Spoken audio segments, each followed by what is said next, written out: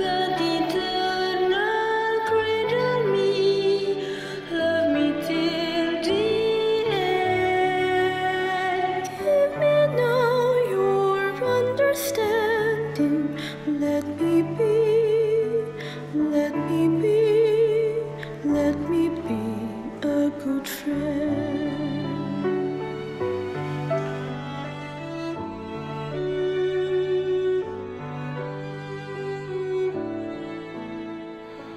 Lord Jesus, cradle me, walk with me always. Let me know true love and justice. Love me true, love me true, love me true all my days.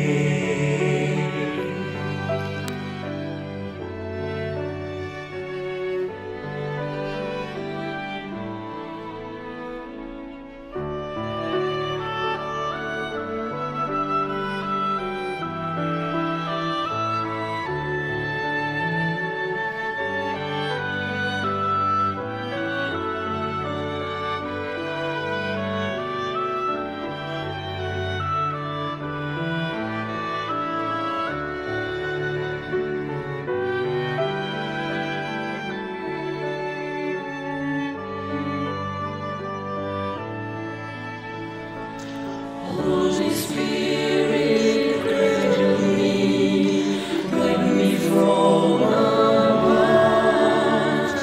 Let me see you, see your power. Cradle me, cradle me, cradle me in your love.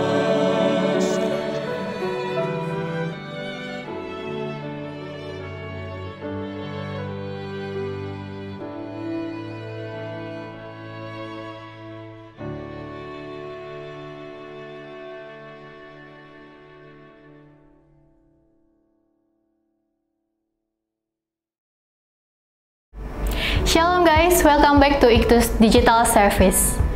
Iktus Digital Service adalah sebuah persembahan dari Prodi S1 Teologi STT Ekumene Jakarta untuk pelayanan bagi masyarakat Indonesia. Nah, di kesempatan kali ini kita masih sama bahas temanya, yaitu tema MIS. Buat kalian yang belum tahu MIS itu artinya apa, kalian boleh cek di video kita minggu lalu. Oh ya, selain Iktus Digital Service, kita dari Iktus Community juga punya program-program yang lain seperti ada Iktus Daily Devotion atau yang kita singkat IDD. Ini adalah sebuah renungan harian yang kece dan bisa kalian baca setiap hari. Kemudian Iktus juga punya webinar teologi yang diadakan setiap bulannya, yang free dan terbuka untuk umum. Info buat dapetin IDD dan webinar teologinya, kalian bisa langsung aja cek di Instagram kami, yaitu di @iktus.community, atau kalian bisa langsung aja klik di link yang ada di deskripsi di bawah. Dan untuk minggu ini akan ada Kak Iren Angelin yang akan sharing kepada kita semua. So, tunggu apa lagi? Langsung aja, selamat menyaksikan Iktus Digital Service.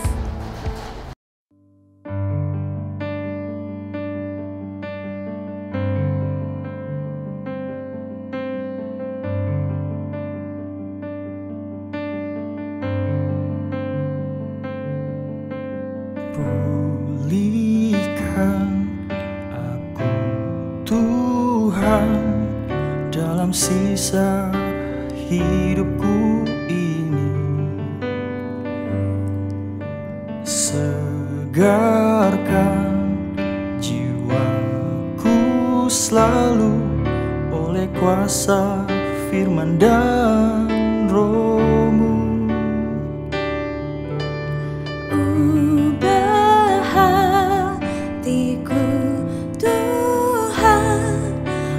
Lebih mengasihimu, mengutamakan Kau Yesus lebih dari dunia ini.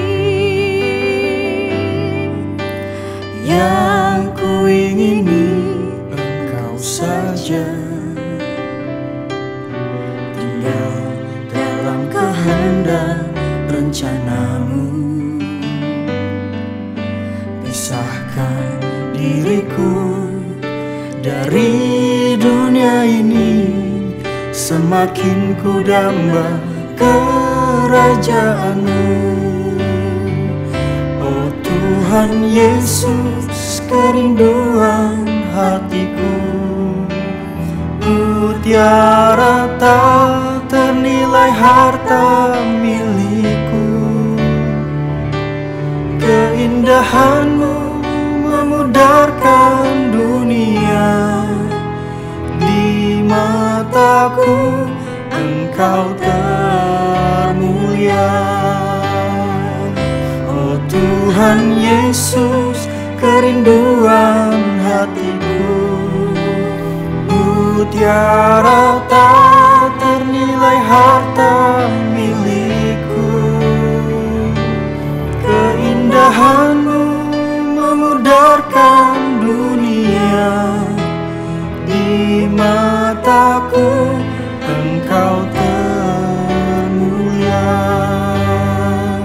Oh Tuhan Yesus, kerinduan hatiku, mutiara tak ternilai harta milikku. Keindahan-Mu memudarkan dunia, di mataku Engkau termulia. Di mataku Engkau termulia. Di mataku Engkau termulia.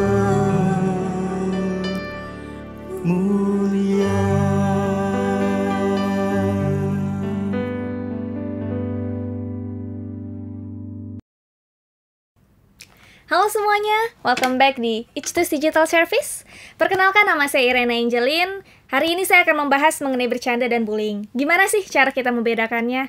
Nah, sebelum saya bahas lebih lanjut, mari kita sama-sama saksikan video berikut ini.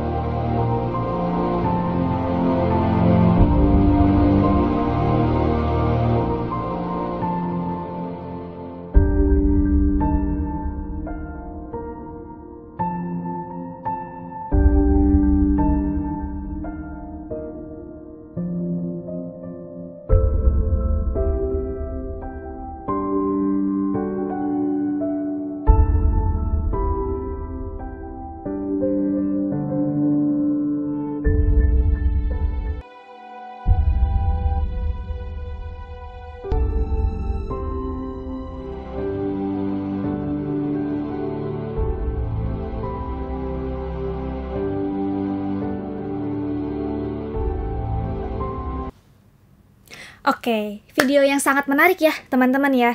Ya, walaupun durasinya hanya sekitar 5 menit, tapi video tersebut sudah sangat menggambarkan kehidupan anak kalangan muda zaman sekarang.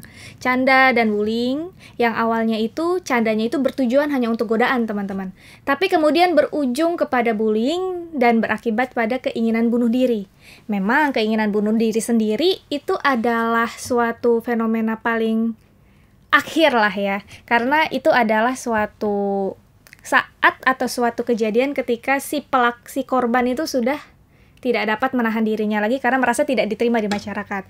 Namun saya tidak akan membahas mengenai kasus bunuh diri, saya hanya akan menekankan kepada bercanda dan bullying, apa perbedaannya dan gimana cara kita membedakannya, terutama bagi kita orang-orang Kristen. Karena kita anak-anak Allah, kita harus bisa membedakan, kita harus tahu batas diri kita, gimana cara membedakan canda dan bullying. Nah, saya akan membahas yang pertama mengenai bercanda, teman-teman. Bercanda merupakan suatu tindakan menggoda yang bersifat menghibur untuk mempererat hubungan dan membuat suasana lebih berwarna. Jadi tidak mungkin bercanda itu bertujuan untuk menyakiti perasaan orang lain. Karena bercanda itu bertujuan untuk bersenang-senang. Jadi tidak ada salah satu pihak yang merasa dirugikan seharusnya. Jadi kedua belah pihak itu harusnya ada simbiosis mutualisme. Keduanya saling semangat, saling happy, dan enjoy dalam situasi tersebut. Tapi sayangnya bercanda tersebut dapat berakhir ke bullying apabila bercanda tersebut dilakukan berulang kali. Karena sebenarnya canda itu harus ada batasnya, teman-teman. Karena canda yang dilakukan berulang kali itu akan berakibat kepada bullying. Karena selalu ada batasan di sana. Misalnya saja, ketika saya melakukan canda yang berlebihan kepada teman saya tidak mengetahui apakah teman saya pada saat itu dalam keadaan yang senang. Saya juga tidak mengetahui apakah dia saat itu moodnya sedang baik. Saya juga tidak mengetahui apakah lawan bicara saya, teman saya pada saat itu juga ingin bercanda. Karena faktor-faktor yang dia dan saya itu berbeda kejadian pada saat itu gitu.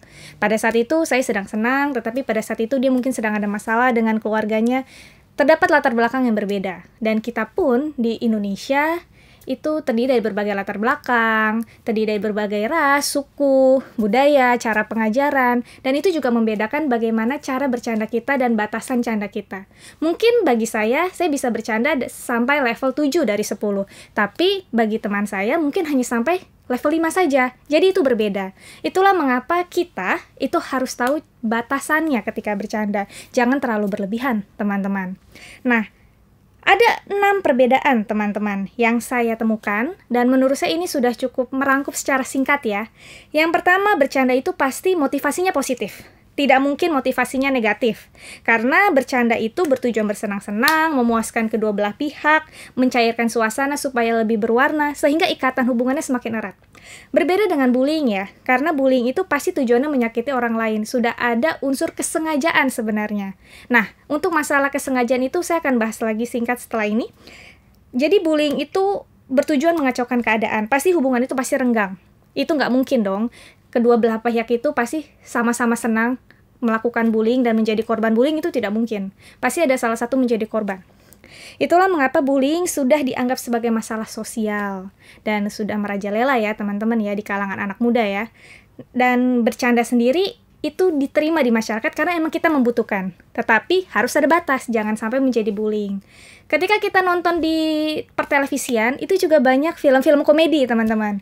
Karena itu menghibur. Bercanda itu bertujuan menghibur. Dan banyak juga yang senang menonton film-film komedi itu. Karena bercanda itu membuat suasana hati harusnya lebih senang dan lebih bahagia. Di saat kita suntuk, kita nonton film komedi, terus ada yang bercanda dengan kita, membuat kita melupakan suasana hati kita yang sedang buruk sebenarnya. Tapi ada batasnya. Nah, makanya bullying itu harusnya itu dapat tidak terjadi ketika kita dapat mengontrol candaan kita. Nah, tadi kan saya berkata bahwa bullying itu memang ada unsur kesengajaan. Nah, pertanyaan berikutnya, saya tidak pernah ngerasa candaan saya itu bertujuan untuk menyakiti orang lain. Tapi kenapa candaan tersebut banyak orang-orang yang tidak menyukai? Kenapa bullying itu merasa pelaku maksudnya itu menjadi merasa kayak pantas untuk melakukan bullying tanpa dia sadari. Nah, teman-teman, bercanda itu memang ada batas. Memang tidak ada unsur kesengajaan harusnya. Tapi ketika kita tidak peka akan batasan itu kita salah juga gitu sebagai pelaku. Karena kita pun juga seandainya dibalik juga tidak mau kan, maksudnya dilakukan canda oleh teman kita berulang kali, apalagi berkaitan dengan fisik. Itu sangat berbahaya sih. Seperti video tadi juga kita sudah sama-sama saksikan ya teman-teman, canda yang berlebihan itu berakibat kepada bullying dan itu sangat berbahaya. Nah, itulah mengapa teman-teman, menurut Lon Brown, do not judge others by your own standards, for everyone is making their way home in the way they know best. Itu karena standar kita dengan standar orang lain berbeda, selalu ada batasan di dalamnya. Jadi kita memang dituntut untuk peka sih teman-teman. Kita nggak boleh suka-suka diri kita. Kita harus tahu bagaimana menempatkan diri kita di orang lain, sama seperti Tuhan Yesus, karena kita anak-anak Allah. Kita dituntut untuk hidup sempurna dan serupa seperti Allah.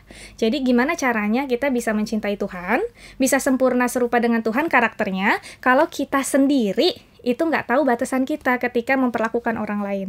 Dan kita harus tahu juga batasan diri kita sendiri, bukan hanya orang lain tersebut. Karena ketika dibalik, kita juga harus tahu dong level kita itu dapat menerima candaan sampai mana.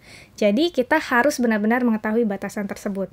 Dan untuk teman-teman yang dari Kristen, baik teman-teman ataupun saya, ada satu hal bullying yang ingin saya tekankan di sini yang menurut saya itu harus kita perhatikan.